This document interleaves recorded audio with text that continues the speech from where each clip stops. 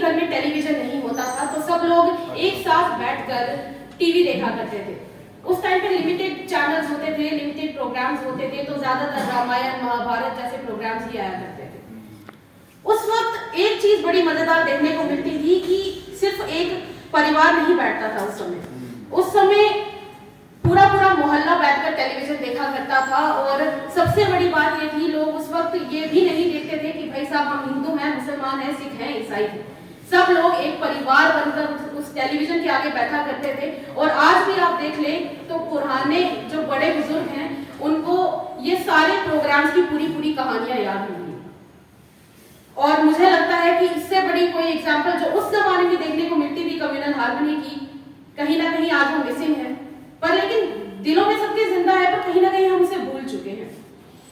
देखिए वो communal harmony जो मुझे देखने को मिली वो है ज़ीशान साहब के थ्रू, उसके अलावा मुर्तजा साहब के थ्रू मुझे देखने को मिली कम्युनल हार्मनी। और आप सब लोग जो irrespective of caste, creed, religion यहाँ पर बैठे हैं, एक दूसरे को सपोर्ट कर रहे हैं, यही बड़ी बात है।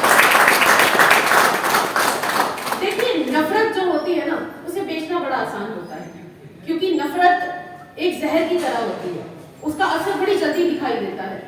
पर लेकिन जो प्यार है, जो इश्क है, जो मोहब्बत है, वो एक दवा की तरह होती है। उसका असर जो है वो धीरे धीरे होता है, पर लेकिन एक बार उसका असर हो गया तो पूरी जिंदगी आपको नफरत कभी छू नहीं पाएगी।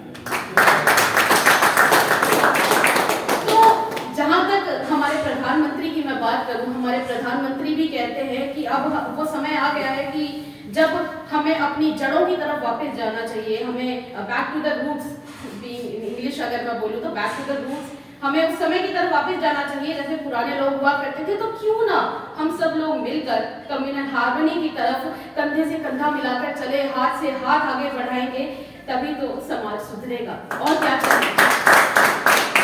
अब देखिए मैं ज्यादा समय तो आप लोगों का नहीं लूंगी, पर लेकिन जाते जाते मैं वो एक शेर फिर से दोहराना चाहूंगी जो मैंने पहले कहा था, क्योंकि मेरे पास दूसरा शेर नहीं है। तो चलिए फिर से कहना चाहूंगी कि 7 संदूकों में भर कर दफन कर दो ये नफरतें, 7 संदूकों में भर कर दफन कर दो ये नफरतें, आज इंसानों को